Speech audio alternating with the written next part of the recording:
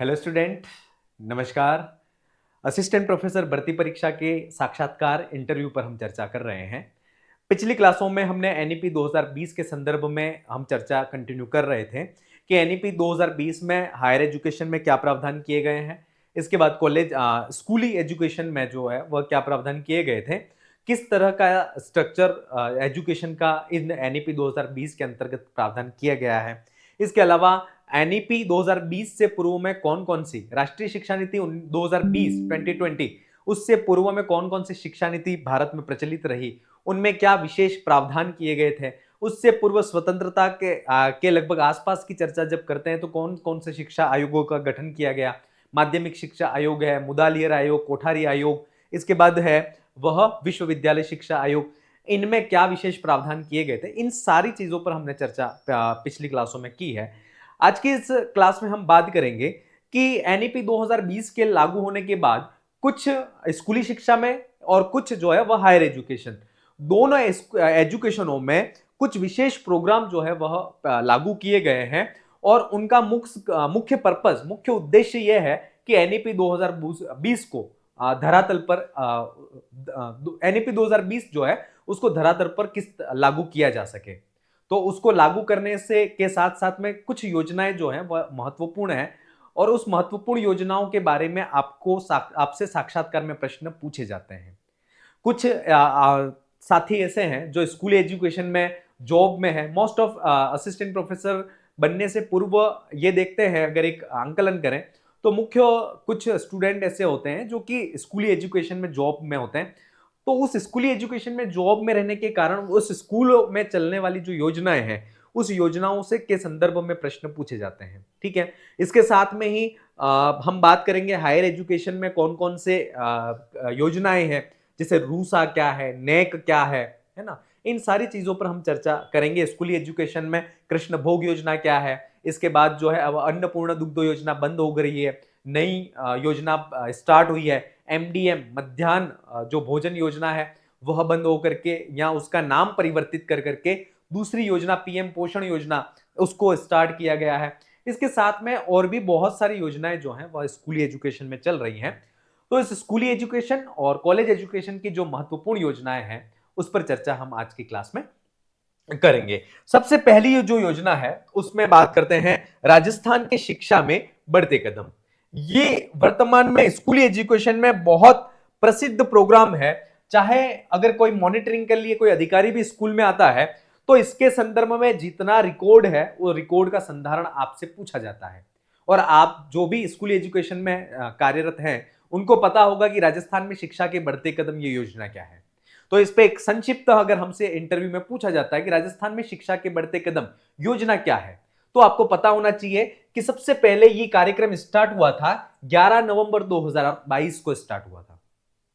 Date 11 नवंबर 2022 को इसको शुरू किया गया था और शैक्षणिक सत्र 2022-23 से कक्षा 3 से 8 तक के विद्यार्थियों के लिए।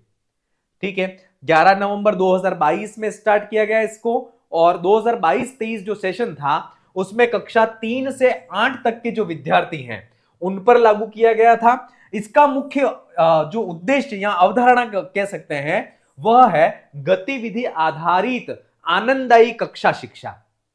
गतिविधि आधारित आनंददायी जो कक्षा शिक्षा है उस आनंददायी कक्षा शिक्षा से विद्यार्थी के अधिगम स्तर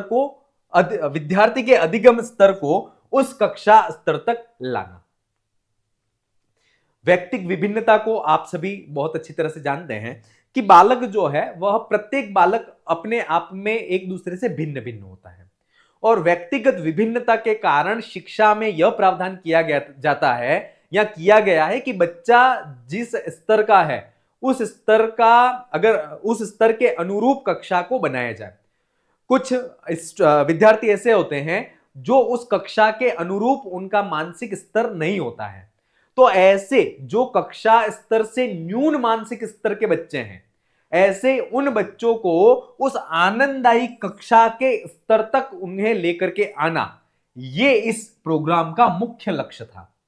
राजस्थान के शिक्षा में बढ़ते कदम क्लियर हो गया। अगर आपसे पूछ लिया जाए कि आप स्कूल एजुकेशन में हो, राजस्थान में शिक्षा के बढ़ते कदम ये प्रोग्राम क्या है, तो आपको एक ही लाइन में अगर जवाब देना है, इसका शुभारंभ वगैरह अगर नहीं पूछा जाता तो आपको यही सीधा सा जवाब देना है कि सर कक्षा 3 से 8 तक के जो बच्चे हैं, तो ऐसे बच्चे जो कि उनका जो स्तर, जो उनकी क्लास है उस कक्षा के अनुरूप अगर उनका मानसिक स्तर नहीं है, तो उस स्तर तक उन बच्चों को लाने के लिए जो अतिरिक्त शिक्षण आदि प्रदान किया जाता है या उनको लाने के लिए जो आनंददायी शिक्षा का प्रावधान किया गया है, और उसी प्रोग्राम का नाम है राजस्थान के शिक्षा में बढ़ते कदम।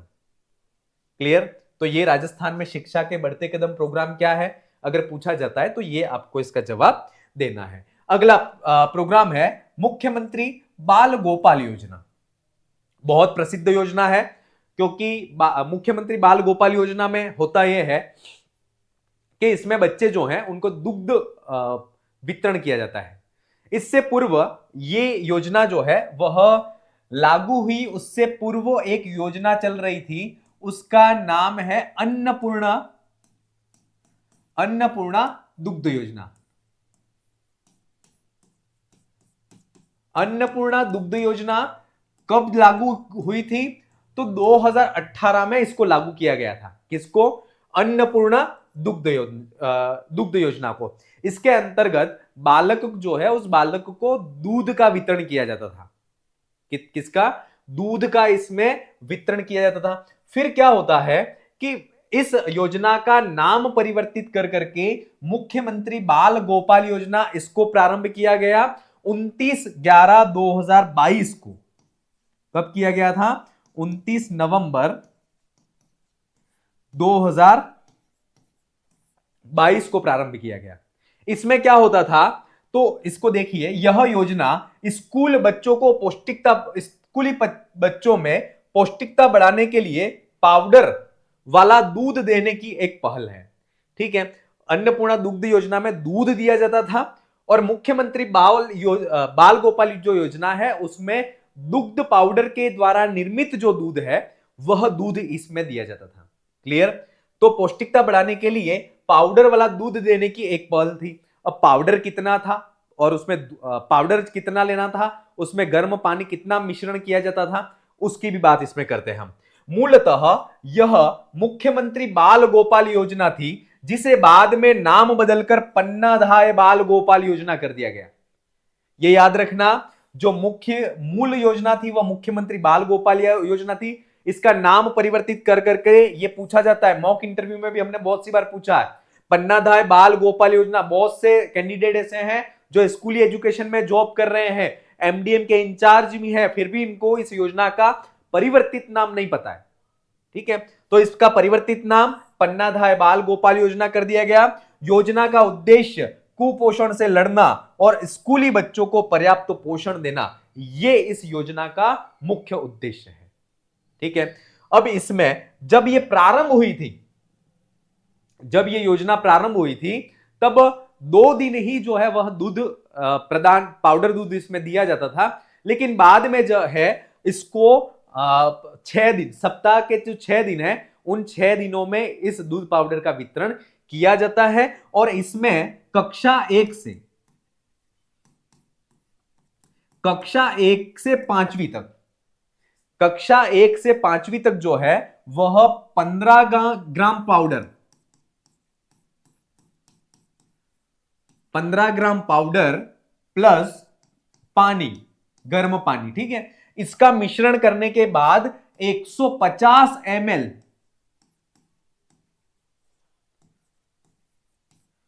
15 ग्राम दूध पाउडर और पानी, गर्म पानी को मिश्रण के बाद 150 ml जो दूध बनेगा, वह दूध उस बालक को, कक्षा 1 से 5वीं तक के बालक को वो प्रदान किया जाता था। कक्षा 6 से 8 की बात करें, कक्षा 6 से 8 की बात करें तो इसमें 20 ग्राम दूध पाउडर, कितना?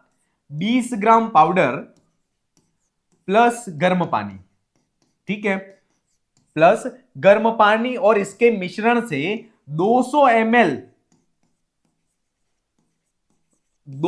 ml जो दूध है वह कक्षा 6 से 8वीं तक का जो बालक है उसको प्रदान किया जाता था या किया जाएगा। क्लियर? कौन सी योजना हो गई? तो मुख्यमंत्री बाल गोपाल योजना। मुख्यमंत्री बाल गोपाल योजना से पूर्व में कौन सी योजना थी? तो अन्नपूर्णा दुग्ध योजना थी। अन्नपूर्णा दुग्ध योजना में दूध दिया जाता था और इसमें जो है वह पाउडर दूध का प्रावधान किया गया है। पाउडर से निर्मित जो दूध है उस दूध का प्रावधान इसमें किया गया है। ये इन दोनों में मेजर फर्क है। इसका कब प्रारंभ हुआ? तो 19 नवंबर 2022 से। ठीक है, कितने दिन दिया जाता है? तो सप्ताह के 6 दिनों में दिया जाता है। पूर्व में कितने दिन दिया जाता था? तो पूर्व में 2 दिन ही दिया जाता था।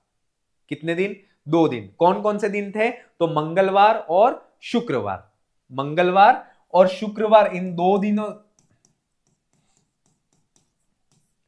प्रारंभ में जो प्रावधान था वह 2 दिन का था, मंगलवार और शुक्रवार का। फिर बाद में इसमें विस्तारित किया गया इस योजना को और इसमें फिर मंगलवार और शुक्रवार को हटा करके सप्ताह के 6 दिनों में इस दूध के पाउडर को दिया जाता था। चलिए अगली योजना की तरफ बढ़ते हैं।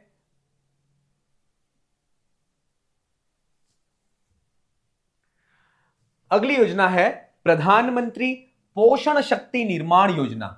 कौन सी है? प्रधानमंत्री पोषण शक्ति योजना, प्रधानमंत्री पोषण शक्ति निर्माण। इससे पूर्व में एक आप सभी ने एक योजना सुनी होगी, एमडीएम, है ना, मिड डे मील अर्थात मध्याह्न भोजन योजना। इसके बारे में आप सभी को पता है कि एमडीएम राजस्थान सरकार के द्वारा प्रारंभ की गई एक बहुत प्रसिद्ध योजना है, जिसके अंतर्गत भोजन मध्याह्न में विद्यालयों में 1 से 8 तक के जो विद्यालय हैं वहां पर बच्चों को भोजन दिया जाता था और उस भोजन की मात्रा भी निश्चित थी कि इतनी कैलोरी और इतना प्रोटीन, इतनी मात्रा में प्रोटीन दिया जाएगा। ठीक है, तो इस योजना के स्थान पर इसका नाम परिवर्तित कर करके प्रधानमंत्री पोषण शक्ति निर्माण योजना इसका नाम रखा गया। क्या रखा गया? पीएम पोषण योजना, प्रधानमंत्री पोषण शक्ति निर्माण योजना। पीएम पोषण योजना, जिसे पूर्व में मिड डे मील योजना के रूप में जाना जाता था। पीएम पोषण योजना का मुख्य उद्देश्य सरकारी विद्यालयों, विशेष प्रशिक्षण केंद्रों एवं मदरसों में कक्षा प्री प्राइमरी से 8वीं तक में अध्ययनरत विद्यार्थियों की पोषण स्थिति में सुधार करना। इस योजना द्वारा नामांकन बढ़ाने, विद्यार्थियों को नियमित रूप से विद्यालय आने और विद्यार्थियों को पोषण प्रदान करने में महत्वपूर्ण भूमिका निभाई जा रही है। मुख्य रूप से विद्यालयों में विद्यार्थियों का नामांकन बढ़ाने और कुपोषण की जो स्थितियां हैं उन कुपोषण की स्थितियों से लड़ने के लिए विद्यालयों में मध्याह्न भोजन की व्यवस्था को लागू किया गया और इस योजना का जो एमडीएम थी उस योजना का नाम परिवर्तित कर करके प्रधानमंत्री पोषण शक्ति निर्माण योजना किया गया है उसका नाम। ठीक है, अब इसमें कक्षा 1 से 5 तक कितनी कैलोरी और कितना प्रोटीन दिया जाएगा इसके अंतर्गत? तो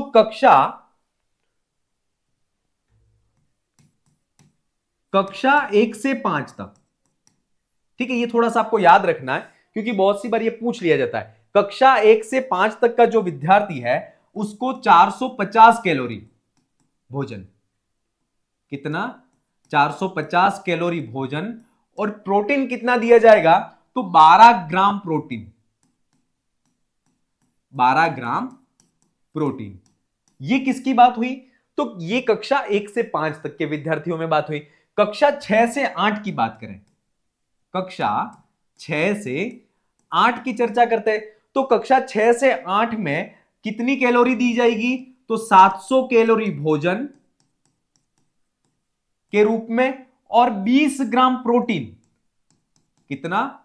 20 ग्राम प्रोटीन भोजन के तौर पर उस बालक को दिया जाएगा कि जो कक्षा 6 से 8 में अध्ययनरत है। क्लियर? प्रधानमंत्री पोषण शक्ति निर्माण योजना, जिसमें कक्षा 1 से 5 में 450 कैलोरी दी जाएगी, भोजन दिया जाएगा और 12 ग्राम प्रोटीन, और 6 से 8 में 700 कैलोरी जो है वह भोजन के तौर पर प्रदान की जाएगी और 20 ग्राम प्रोटीन है वह इसमें प्रदान किया जाएगा। अगली योजना है, बहुत प्रसिद्ध योजना है, श्री कृष्ण भोग योजना। मॉक इंटरव्यू में भी हमने ये पूछा है बहुत सी बार, कृष्ण भोग योजना क्या है? तो इसमें बहुत से स्टूडेंट नहीं बता पाते। कृष्ण भोग योजना क्या है? मिड डे मील योजना अंतर्गत आमजन को पीएम पोषण योजना कार्यक्रम से जोड़ने के लिए 1 मार्च 2024 को श्री कृष्ण भोग योजना के नाम से योजना लागू की गई है। ठीक है, मिड डे मील जो योजना है उसका नाम परिवर्तित होकर के पीएम पोषण योजना। तो पीएम पोषण योजना से साधारण जो सर्वसाधारण जो व्यक्ति है उसको इस योजना के से जोड़ने के लिए श्री कृष्ण भोग योजना को प्रारंभ किया गया। श्री कृष्ण भोग योजना में क्या होता है कि समाज का कोई भी व्यक्ति है वह अपने किसी विशेष अवसर पर, हो सकता है अपना जन्मदिन हो सकता है, अपने घर में कुछ अवसर हो सकता है, शुभ अवसर हो सकता है, या ऐसे शुभ अवसरों पर वह विद्यालय में जो है वह भोजन करवाता है। क्या करवाता है? भोजन। तो उसी का इस योजना का उसी का नाम है श्री कृष्ण भोग योजना। ठीक है, श्री कृष्ण भोग योजना के अंतर्गत समाज के संपन्न प्रतिष्ठित व्यक्तियों, जन समुदाय, स्थानीय दानदाताओं द्वारा अपने परिवार में कोई विशेष पर्व, उत्सव जैसे विशेष धार्मिक पर्व के अवसरों पर स्वेच्छा से विद्यालयों में भोज आदि का आयोजन किया जा सकता है। इस योजना के अंतर्गत जो समाज के प्रतिष्ठित व्यक्ति हैं या स्थानीय जो व्यक्ति हैं वह विद्यालयों में अपने किसी कोई पर्व है या कोई त्योहार है या विशेष धार्मिक कोई अवसर है उस समय वहां पर भोजन आदि का आयोजन करवा सकता है, और उसी का नाम है श्री कृष्ण भोग योजना। ठीक है, चलिए आगे बढ़ते हैं। PM school for rising India योजना, पीएम श्री, आप सभी ने सुना होगा आजकल विद्यालयों के पूर्व में पीएम श्री ये नाम होता है ना, पीएम श्री राजकीय ये नाम, राजकीय उच्च माध्यमिक विद्यालय डैश डैश डैश। ठीक है, तो ये पीएम श्री एक योजना का नाम है, prime minister school for rising India, ये इसकी फुल फॉर्म है। इसमें क्या होता है कि इसमें ब्लॉक के 2 स्कूलों का चयन किया जाता है। क्या? ब्लॉक के 2 स्कूलों का चयन किया जाएगा। एक स्कूल होगा वह प्राथमिक शिक्षा से रिलेटेड होगा, एक स्कूल होगा वह माध्यमिक शिक्षा से रिलेटेड होगा, और उन दोनों विद्यालयों को मॉडल विद्यालयों के तौर पर विकसित किया जाएगा। वहां पर वित्तीय लाभ या फिर वहां का इंफ्रास्ट्रक्चर वगैरह बेस प्रॉपर वहां पर उन्हें अवेलेबल होगा। ठीक है, इसमें क्या है, यह एक केंद्र प्रायोजित शिक्षा योजना है सबसे पहली बात, जिसे भारत सरकार ने राष्ट्रीय शिक्षा नीति 2020 को लागू करने की दिशा में लॉन्च किया गया। जैसे राष्ट्रीय शिक्षा नीति 2020 को लागू करने की बात आई स्कूल एजुकेशन में, तब वहां पर यह देखा गया कि वहां पर वित्तीय जो भार है वहां पर इस योजना को लागू करने में कहीं ना कहीं थोड़ी सी समस्या का सामना देखा गया। तब पीएम श्री स्कूल जो है वह डेवलप किए गए, जहां पर विद्यार्थी जो है उस विद्यार्थी को मूलभूत जो उसकी आवश्यकताएं हैं अध्ययन के लिए उनको प्रोवाइड वहां पर करवाया गया। ठीक है, तो इस राष्ट्रीय शिक्षा नीति 2020 को लागू करने के लिए इस दिशा में इन स्कूलों का निर्माण किया गया। योजना का उद्देश्य करीब 14,500 सरकारी स्कूलों को मॉडल स्कूल के रूप में उन्नत करना है। ठीक है, प्रथम चरण में पूरे देश की कितनी स्कूलें हैं? 14,500, और उसमें राजस्थान की स्कूलें कितनी है अगर ये पूछ लें तो राजस्थान की 402 स्कूलें जो हैं, कितनी?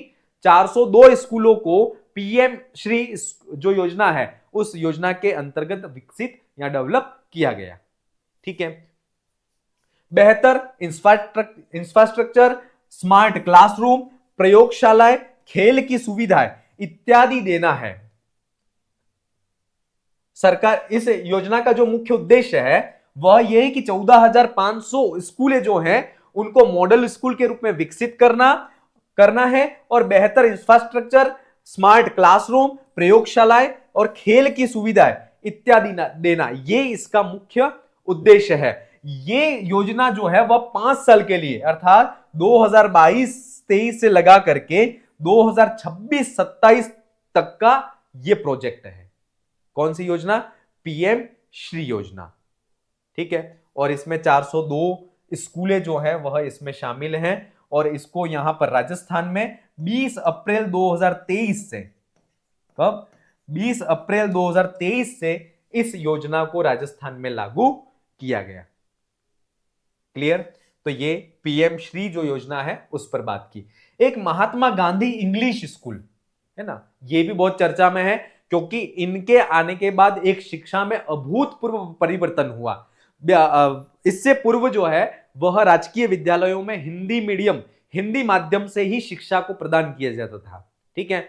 लेकिन महात्मा गांधी इंग्लिश स्कूलों को खोलने के बाद जो शिक्षा का माध्यम है वह इंग्लिश मीडियम हुआ, क्योंकि देखा जाता है कि प्राइवेट स्कूल जो है उस प्राइवेट स्कूलों में शिक्षा का माध्यम इंग्लिश था। तो एक उस बच्चा जो है वह ये चाहता था कि हमारा जो मीडियम है, माध्यम है, वह इंग्लिश हो, क्योंकि धीरे धीरे इंग्लिश का बोलबाला बहुत ज्यादा बढ़ चुका है। तो इस चीज को ध्यान में रखते हुए राजस्थान सरकार ने महात्मा गांधी इंग्लिश स्कूल को खोला।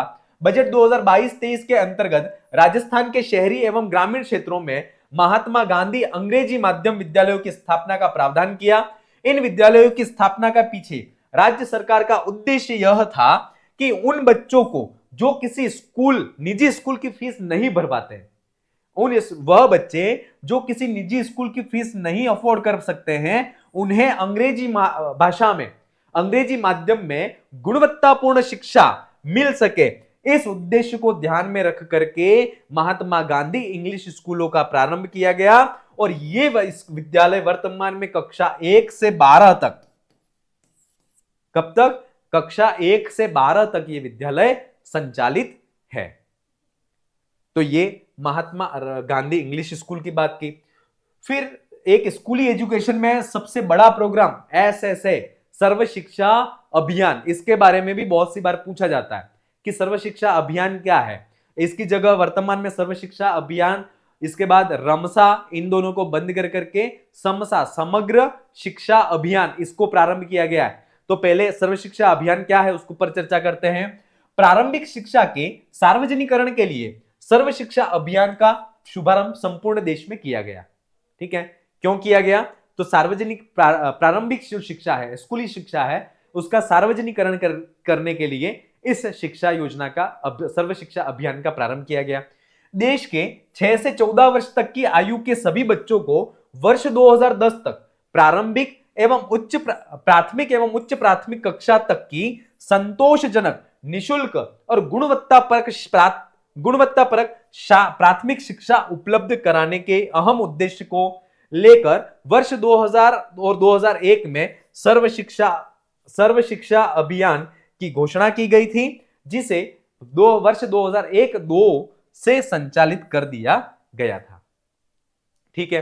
प्रारंभिक शिक्षा 6 से 14 वर्ष तक की जो आयु के जो बच्चे हैं उनको ध्यान में रख करके 2010 तक प्राथमिक व उच्च प्राथमिक शिक्षा की संतोषजनक, निशुल्क और गुणवत्तापरक उपलब्धता कराने के उद्देश्य को लेकर के इस योजना सर्व शिक्षा अभियान की घोषणा 2000 और 2001 में की गई और इसको संचालन 2001-2 से संचालित किया गया। तो ये जो है वह सर्व शिक्षा अभियान की बात की।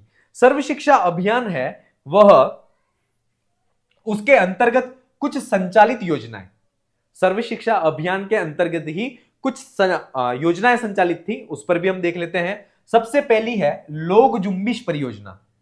क्या नाम है? लोक जुम्बिश। जून 1992 में राजस्थान में स्वीडन देश के सहयोग से सभी के लिए शिक्षा, इस उद्देश्य को प्राप्त करने के लिए इस लोक जुम्बिश परियोजना का प्रारंभ किया गया।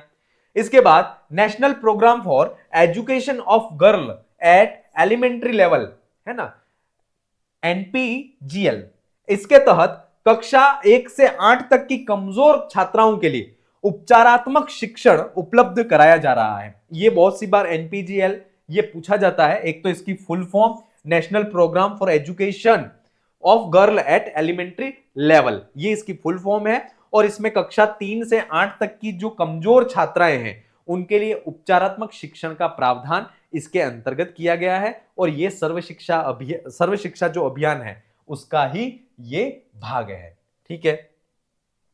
फिर है कस्तूरबा गांधी आवासीय विद्यालय। वर्ष 2004 से शैक्षिक दृष्टि से पिछड़े 146 विकास खंडों में KGBVY के माध्यम से 1ली से 12वीं तक की बालिकाओं हेतु निशुल्क आवास, भोजन एवं शिक्षण की व्यवस्था इस योजना के अंतर्गत की गई, जिसका नाम था कस्तूरबा गांधी आवासीय विद्यालय, ठीक है। अगला प्रोग्राम है जिसका नाम है, जो कि सर्व शिक्षा अभियान के अंतर्गत चलता है, लहर। 6 से 14 आयु वर्ष के बच्चों के नामांकन व ठहराव को सुनिश्चित करने एवं गुणवत्तापूर्ण शिक्षा उपलब्ध कराने की दृष्टि से कक्षा पहली और दूसरी के लिए, ठीक है, कक्षा पहली व दूसरी के लिए राज्य के विद्यालयों में लहर कार्यक्रम को संचालित किया जा रहा है। ठीक है, लहर कार्यक्रम कौन कौन सी कक्षा के लिए है? तो लहर कार्यक्रम कक्षा पहली और दूसरी कक्षा के लिए है। ठीक है, तो ये लहर कार्यक्रम की बात की। तीसरा अगला प्रोग्राम है, उसका नाम है कल्प, कंप्यूटर एडेड लर्निंग प्रोग्राम, जिसकी फुल फॉर्म है कंप्यूटर एडेड लर्निंग प्रोग्राम। वर्ष 2004-5 में उच्च प्राथमिक विद्यालयों में कक्षा 6 से 8 तक के, कक्षा 6 से 8 तक अर्थात उच्च प्राथमिक जो एजुकेशन है, हायर प्राइमरी है ना, उच्च प्राथमिक जो शिक्षा है, तो 6 से 8 तक के बालकों को कंप्यूटर के माध्यम से शिक्षा देने के लिए कंप्यूटर एडेड लर्निंग प्रोग्राम अजीज प्रेमजी फाउंडेशन के सहयोग से चलाया जा रहा है। कल्प जो कि सर्व शिक्षा अभियान के अंतर्गत चल रहा है, और इसका मुख्य उद्देश्य यह है कि कक्षा 6 से 8 तक के जो बच्चे हैं उनको कंप्यूटर के माध्यम से शिक्षा प्रदान की जाए। ठीक है, तो ये कल्प जो प्रोग्राम है उसकी बात की। अब अगला प्रोग्राम है वह है राष्ट्रीय माध्यमिक शिक्षा अभियान, जिसको रमसा भी कहते हैं। क्या कहते हैं? रमसा। इससे पहले हमने जो देखा था वह देखा था SSA, सर्व शिक्षा अभियान। सर्व शिक्षा अभियान प्राथमिक उच्च प्राथमिक जो शिक्षा है उस पर कार्य कर रहा था। राष्ट्रीय माध्यमिक शिक्षा और उच्च माध्यमिक जो शिक्षा है उस पर ये जो अभियान है ये कार्य कर रहा है। राष्ट्रीय माध्यमिक शिक्षा अभियान भारत सरकार की एक केंद्र प्रायोजित योजना है, जिसका उद्देश्य माध्यमिक स्तर मुख्यतः कक्षा 9 से 12 एवं व्यापक रूप से जो माध्यमिक शिक्षा की उम्र है, 6 से 14 तो प्राथमिक शिक्षा हो गई, और 14 से 18 साल जो है वह माध्यमिक शिक्षा की उम्र है। ठीक है, तो 14 से 18 वर्ष आयु समूह की शिक्षा तक पहुंच बढ़ाना और उनकी गुणवत्ता में सुधार करना है। ठीक है, माध्यमिक स्तर मुख्यतः ये केंद्र प्रायोजित योजना है, और माध्यमिक स्तर जो कि 9 से 12वीं कक्षा, और व्यापक रूप से उम्र की बात करें तो 14 से 18 वर्ष की जो आयु की समूह है उनमें शिक्षा जो है उस शिक्षा की पहुंच बढ़ाना और उसकी गुणवत्ता में सुधार करना इसका उद्देश्य है। केंद्र प्रायोजित योजना को केंद्र सरकार ने मार्च 2009 में लागू किया गया एवं 1 अप्रैल 2009 से इसका क्रियान्वयन शुरू किया गया। रमसा जो है उसका क्रियान्वयन 1 अप्रैल 2009 से क्रियान्वयन किया गया था। इसमें वित्तीय जो विभाजन है वह कितना था? तो 11वीं पंचवर्षीय योजना में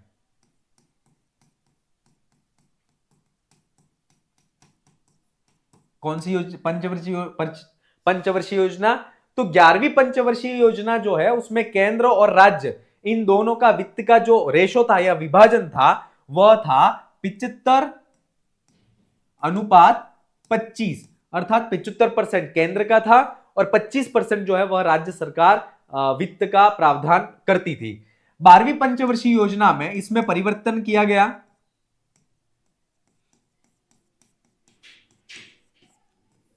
12वीं पंचवर्षीय योजना में परिवर्तन किया गया और इसका अनुपात हो गया 50:50, अर्थात 50 केंद्र सरकार और 50 जो है वह राज्य सरकार इसमें वित्त का प्रावधान देती थी। और वर्तमान की बात करें तो वर्तमान में इसका वित्तीय जो अनुपात है, वर्तमान में वित्तीय अनुपात तो वह 60:40, 60-40 का जो रेशो है उसमें वित्तीय भार इसमें विभाजित किया गया है। केंद्र सरकार का 60%, राज्य सरकार का इसमें जो विभाजन है वह 40% है। ठीक है, तो ये 11वीं योजना, 12वीं और वर्तमान में जो इसका वित्तीय प्रभार है या इसका जो विभाजन है वह वित्त विभाग जो है वह 60-40 का रेशो में इसका विभाजन किया गया है। तो ये रमसा जो है उस रमसा की बात की। अगली योजना है उसकी बात करते हैं समग्र शिक्षा अभियान, जिसको समसा कहते हैं शॉर्ट में। अब ये समग्र शिक्षा अभियान जो वर्तमान में प्रचलित है और वह रमसा और एसएसए जो है सर्व शिक्षा अभियान, इनका और शिक्षक शिक्षण इन तीनों को मिलाकर के समग्र शिक्षा अभियान जो है उसका प्रावधान किया गया है। विद्यालय शिक्षा की प्री स्कूल कक्षा से लेकर 12वीं कक्षा तक की शिक्षा के एकीकृत एवं समग्र रूप में विकास एवं उन्नयन तथा सार्वभौमिकरण हेतु एक नया फ्लैगशिप कार्यक्रम समग्र शिक्षा अभियान 1 अप्रैल 2018 से प्रारंभ किया गया। केंद्र द्वारा प्रायोजित इस योजना में पूर्व में संचालित सर्व शिक्षा अभियान एवं राष्ट्रीय माध्यमिक शिक्षा अभियान और शिक्षक शिक्षण को समन्वित किया गया है। ये थोड़ा सा याद रखना, एसएसए, इसके बाद रमसा और शिक्षक शिक्षण जो है, इन तीनों को समायोजित कर करके समग्र शिक्षा अभियान, ये इस नाम से अभियान जो है वह संचालित किया गया है। तो ये समग्र शिक्षा अभियान हो गया। समग्र शिक्षा अभियान का जो मुख्य उद्देश्य है, ये 1 अप्रैल से इसका प्रारंभ किया गया। कब से? 1 अप्रैल 2018 से इसको प्रारंभ किया गया। तो 1 अप्रैल 2018 से प्रारंभ किया गया और 31 मार्च 2020 तक ही यह अनुमोदित था। 31 मार्च 2020 तक यह अनुमोदित था, ठीक है। लेकिन इसका बाद में इसका विस्तार किया गया और इस योजना को 2021-22 से 2025-26 तक के लिए इसे बढ़ा दिया गया। क्लियर? 1 अप्रैल 2018 को इसको प्रारंभ किया गया। प्रारंभ में जो उसका अनुमोदन था वह 31 मार्च 2020 तक ही अनुमोदित थी, लेकिन बाद में 2021-22 से लगा करके 2025-26 तक जो है वह इसको बढ़ा दिया गया था। इसमें वित्तीय जो भार है वह 60-40 अर्थात 60% केंद्र सरकार, इसमें जो वित्तीय खर्च होंगे उसमें 60% जो व्यय भार है वह केंद्र सरकार पर रहेगा, 40% जो वित्तीय भार है वह राज्य सरकार पर रहेगा। तो इस प्रकार से 60-40 का रेशो था। और पूर्वोत्तर राज्यों की बात करें तो 90-10 का रेशो जो है वह वहां पर रखा गया, अर्थात पूर्वोत्तर जिस राज्य में की बात करें तो वहां पर 10% तो वह राज्य वहन करेगा और 90% जो है वह उस समस्त योजना का वित्तीय भार है वह केंद्र वहन करेगा, ठीक है। इसके उद्देश्य सामाजिक एवं लैंगिक अंतराल को कम करना, गुणवत्तापूर्ण शिक्षा और अधिगम के परिणामों के उन्नयन हेतु प्रावधान करना, राष्ट्रीय शिक्षा नीति 2020 की सिफारिशों का क्रियान्वयन करना, शिक्षा को रोजगारोन्मुख करना एवं व्यावसायिक शिक्षा को बढ़ावा देना। ये इस समग्र शिक्षा अभियान जो है उसके मुख्य प्रावधान थे, ठीक है, या इसके मुख्य उद्देश्य कह सकते हैं। तो ये जो हमने बात की वह की स्कूली शिक्षा हेतु विकास कार्यक्रम। और कौन कौन से विकास कार्यक्रम हुए? तो रानी लक्ष्मीबाई आत्मरक्षा प्रशिक्षण सक्षम योजना। इस योजना का मुख्य उद्देश्य बालिकाओं और महिलाओं को आत्मरक्षा के लिए प्रशिक्षित करना, ताकि वे स्वयं को शारीरिक, मानसिक और सामाजिक रूप से सुरक्षित और सशक्त बना सके। भारत देश में अनेक घटना ऐसी हुई हैं इतिहास में कि जिससे ये इस योजना को लागू करना बहुत जरूरी था। बहुत सी बार जो बालिकाएं हैं जो कि विद्यालय में पढ़ाई के लिए जाती थी, तो ऐसी बालिकाएं या जो महिलाएं हैं जिनके साथ में कोई अनहोनी घटनाएं जो है वह हुई हैं, और उन अनहोनी घटनाओं से निपटने के लिए बालिका या महिला को इतना सशक्त बनाया जाए कि ऐसी घटनाओं से वह उस समय लड़ सके।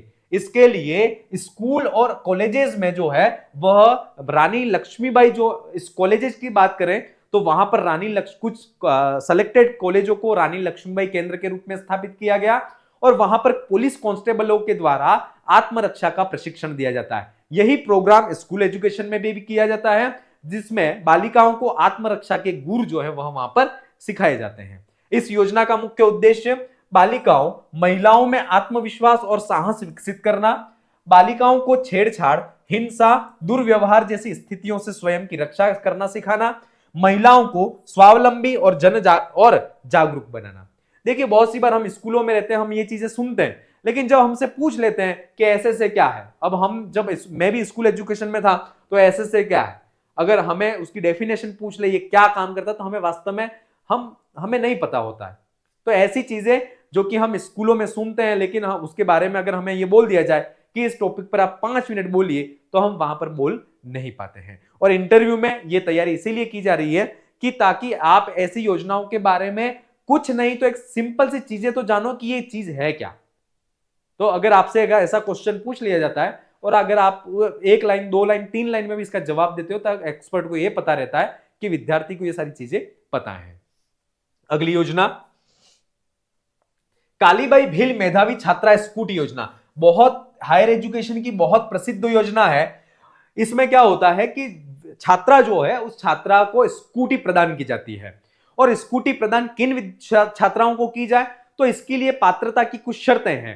पात्रता की शर्तों के अंतर्गत अगर आपसे पूछे तो इसमें थोड़ा सा ये चीज ध्यान रखनी है कि कालीबाई भील मेधावी छात्रा स्कूटी योजना के अंतर्गत वही छात्रा पात्र है जिसका आरबीएससी है ना, आरबीएससी में परसेंटेज 12th में जो है वह कितना होगा, तो वह 65% से ज्यादा हो। कितना? 65 से ज्यादा हो। ठीक है, कौन सी क्लास में? 12th में। और सीबीएसई, सीबीएसई की बात करें तो सीबीएसई में यह परसेंटेज होगा न्यूनतम 75%। ठीक है, अर्थात आरबीएसई में जिनके 65% से ज्यादा जिनका बना है वही ये तो जो है वह परसेंटेज न्यूनतम है। न्यूनतम परसेंटेज इतना होना चाहिए। इसके बाद कैटेगरी वाइज है ना, श्रेणीवार स्कूटियां जो है वह पूरे राजस्थान में विभाजित की गई हैं। उन श्रेणी के अनुसार उनकी कट ऑफ बनेगी छात्राओं की। उस कट ऑफ में उन छात्राओं के आने पर अगर पात्र होंगी तो उन्हें वह स्कूटी प्रदान की जाएगी। सबसे तो पहली कि आरबीएससी से अगर लड़की 12th पास है तो उसका न्यूनतम परसेंटेज 65 होगा, और अगर सीबीएसई से वह अगर पास है तो उसका न्यूनतम परसेंटेज जो होगा वह होगा 75% होगा। ठीक है, और इसके बाद 12वीं के बाद इतना न्यूनतम परसेंट होने के बाद वह उच्च शिक्षा या कॉलेज में उसका नियमित अध्ययन होना जरूरी है। कॉलेज में उसका प्रवेश लेना जरूरी है। इसका ऐसा नहीं हो कि 12वीं में तो 90% बन गया है, फर्स्ट ईयर में प्रवेश नहीं लिया और वो स्कूटी की पात्र है, नहीं है।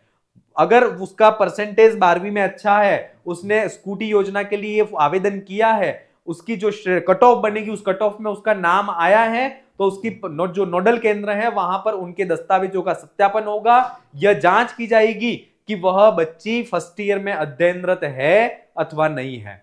उस कुछ पात्रताओं के अंतर्गत यह भी आता है। इसके बाद उनके माता पिता या समस्त परिवार की जो आय है वह 2.5 लाख से अधिक नहीं होनी चाहिए। 2.5 लाख से अधिक नहीं होनी चाहिए, तभी वह स्कूटी की पात्र होगी। इसके अलावा और क्या आती है इसमें, तो एक तो 2.5 लाख से अधिक नहीं हो, माता पिता जो है वह राजकीय सेवक नहीं हो, ये कुछ चीजें, और वह लड़की जो है वह राजस्थान की निवासी होनी चाहिए। क्लियर? तो विभिन्न विभागों में चल रही अन्य स्कूटी योजनाओं को एकीकृत कर कालीबाई भील मेधावी छात्रा स्कूटी योजना 1 अप्रैल 2020 से आरंभ की गई। इस योजना को उच्च शिक्षा विभाग क्रियान्वित कर रहा है, क्योंकि हायर एजुकेशन इसका वर्तमान इसको देख रहा है, तो इससे रिलेटेड क्वेश्चन आपसे पूछे जा सकते हैं। तो आपको थोड़ा सा ये चीज ध्यान रखनी है, आरबीएससी से लड़की उत्तीर्ण है, 65% न्यूनतम होगा तो वह आवेदन कर सकती है। सीबीएसई से 75 या उससे ज्यादा अगर परसेंटेज है तो वह आवेदन करेगी। इसके बाद इनका कट ऑफ बनेगी, कट ऑफ के बाद उन्हें स्कूटी मिलेगी। इसके बाद महत्वपूर्ण बात यह है कि ये 12th के बाद फर्स्ट ईयर में किसी न किसी कॉलेज में इसका एडमिशन होना चाहिए। ठीक है, तीसरी बात, 2.5 लाख से ज्यादा उसकी इनकम नहीं होनी चाहिए, और 2.5 लाख से माता पिता कोई भी राजकीय सेवक नहीं होने चाहिए। तो ये कालीबाई भील मेधावी छात्रा स्कूटी योजना की बात की। दूसरी योजना है वह है देवनारायण छात्रा स्कूटी योजना। देवनारायण जो स्कूटी योजना है वह भी बालिका शिक्षा को प्रोत्साहन देने हो तो इस योजना को प्रारंभ किया गया। इसमें एमबीसी एमबीसी वर्ग की छात्राएं,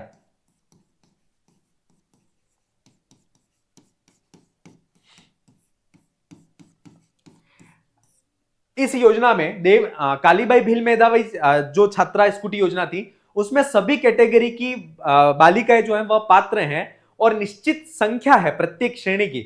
उस श्रेणी की स्कूटियों की संख्या के अनुसार ही उतनी छात्राएं उस कैटेगरी में पात्र होंगी। लेकिन देवनारायण छात्रा स्कूटी योजना स्पेशल एमबीसी वर्ग जो है, मोस्ट बैकवर्ड कास्ट, ठीक है, अति पिछड़ा वर्ग जिसको कहते हैं, तो उस वर्ग की जो छात्राएं हैं वही छात्राएं इसके अंतर्गत जो है वह पात्र होंगी। अब एमबीसी वर्ग के अंतर्गत कौन कौन आते हैं? तो जैसे रेबारी है, गाडिया लुहार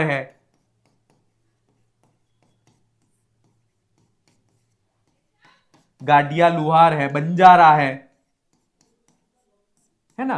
ये कुछ जातियां हैं जो एमबीसी के अंतर्गत इस श्रेणी के में चिन्हित हैं। वही उस चिन्हित वर्ग की जो छात्राएं हैं वह इस देवनारायण छात्रा स्कूटी योजना के अंतर्गत पात्र हैं। इसमें इस वर्ग की छात्रा होनी चाहिए, राजस्थान की मूल निवासी होनी चाहिए, 2.5 लाख से अधिक आय उसके माता पिता की,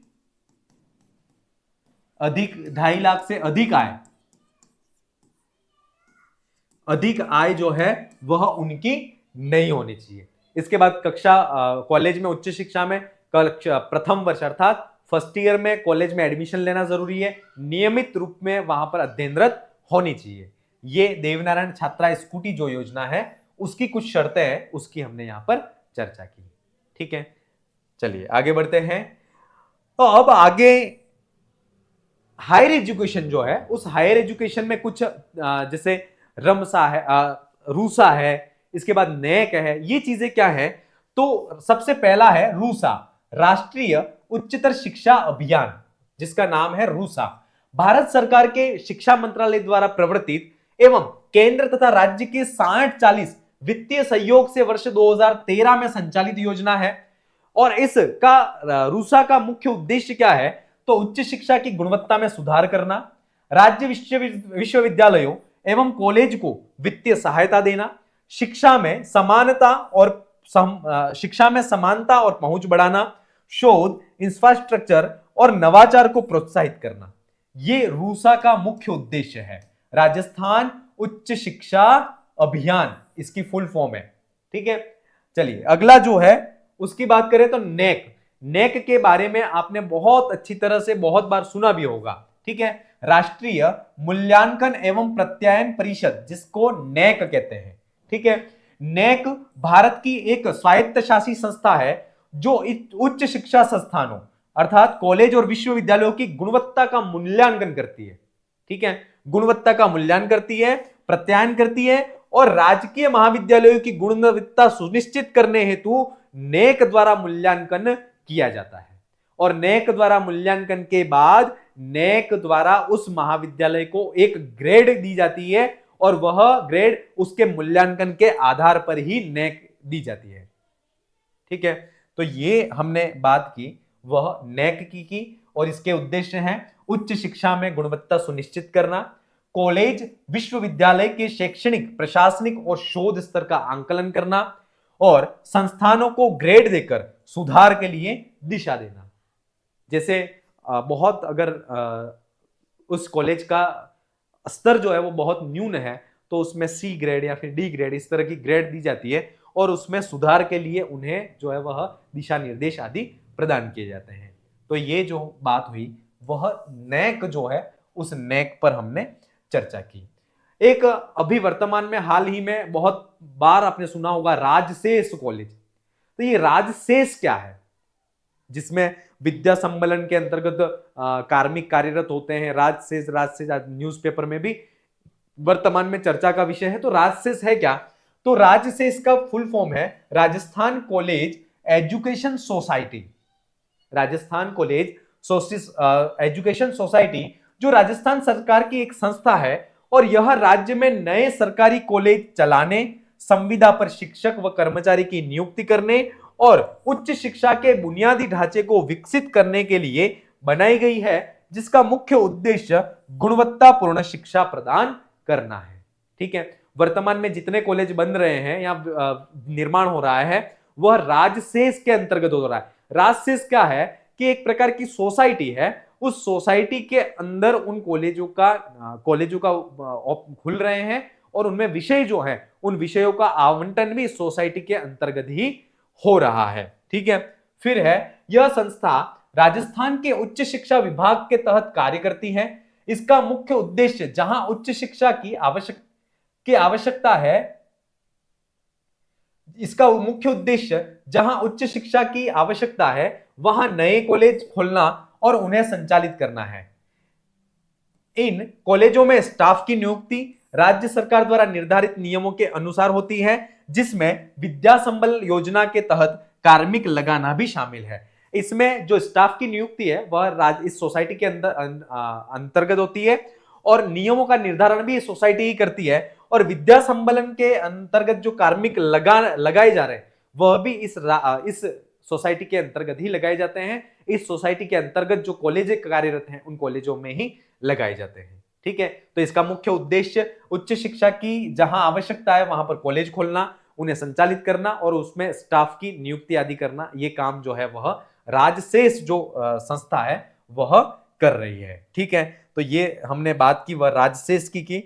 एक उच्च शिक्षा विभाग का यूट्यूब चैनल है जिसके संदर्भ में भी बहुत सी बार आपसे पूछा जाता है और उसका नाम है ज्ञान सुधा सक्सेस साथी। क्या नाम है?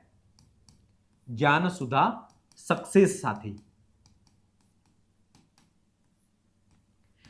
ज्ञान सुधा सक्सेस साथी क्या है? ये प्रतियोगी परीक्षाओं की तैयारी के लिए, प्रतियोगी परीक्षाओं की तैयारी हेतु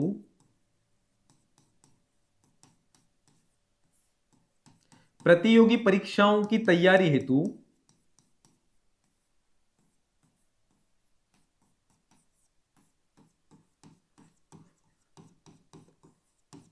विद्यार्थियों के लिए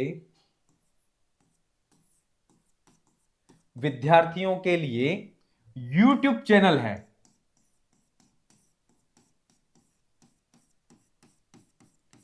YouTube चैनल है। ठीक है, तो थोड़ा सा ये चीज भी ध्यान रखना, ज्ञान सुधा सक्सेस साथी ये उच्च शिक्षा विभाग का YouTube चैनल है। इसके बाद एक है ज्ञानदूत। ज्ञानदूत क्या है? अगर ये आपसे पूछ लिया जाए तो इसका भी आपको जवाब आना चाहिए कि ज्ञानदूत क्या है। तो विषय परक ज्ञानवर्धन के लिए, विषय परक ज्ञानवर्धन एवं अकादमिक समस्याओं के निस्तारण हेतु, अकादमिक समस्याओं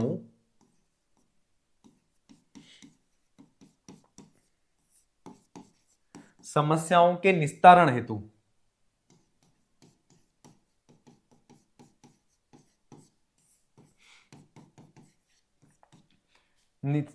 हेतु एवं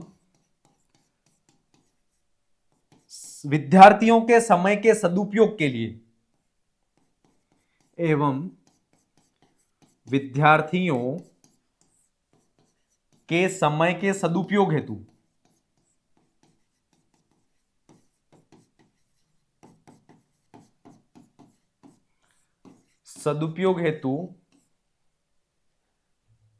तैयार किया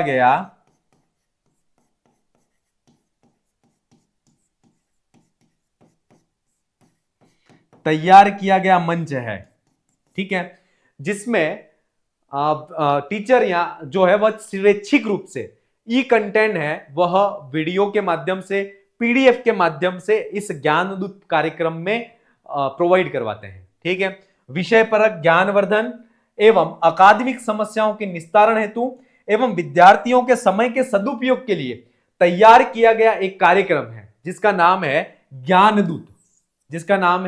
ज्ञानदूत। और इसमें स्वैच्छिक रूप से ई कंटेंट या फिर वीडियो है या पीडीएफ है, उसके माध्यम से जो टीचर है ना, वह अपना जो ज्ञान है वह ई कंटेंट के रूप में यहां पर प्रोवाइड करवाते हैं और उसका नाम है ज्ञानदूत। ठीक है, एक हम संस्कृत शिक्षा विभाग का एक महत्वपूर्ण ऐप है जिसका नाम है देववाणी, और देववाणी ऐप संस्कृत शिक्षा विभाग का है। संस्कृत के विकास में यह बहुत अच्छा काम कर रहा है और इसमें जो है वह अध्यापकों के, टीचरों के वीडियो हैं, वह विभिन्न टॉपिकों पर, विभिन्न ग्रामर या साहित्य, इन पर जो है वह विभिन्न लेक्चर वीडियो फॉर्मेट में और पीडीएफ के फॉर्मेट में नोट्स इस देववाणी ऐप पर मिलते हैं। तो देववाणी एप्लीकेशन का भी आपको थोड़ा सा ध्यान रखना है। अगर पूछ ले कि संस्कृत शिक्षा के विकास के लिए कौन सा ऐप है वह कार्यरत है, तो देववाणी ऐप कार्यरत है। तो ये इस प्रकार से आज की क्लास में हमने जो मोस्ट ऑफ प्रसिद्ध जो प्रोग्राम्स हैं स्कूल एजुकेशन और हायर एजुकेशन में, उस पर हमने चर्चा की। अगली क्लास में हम फिर मिलेंगे। आप अपनी तैयारी को जारी रखें। धन्यवाद।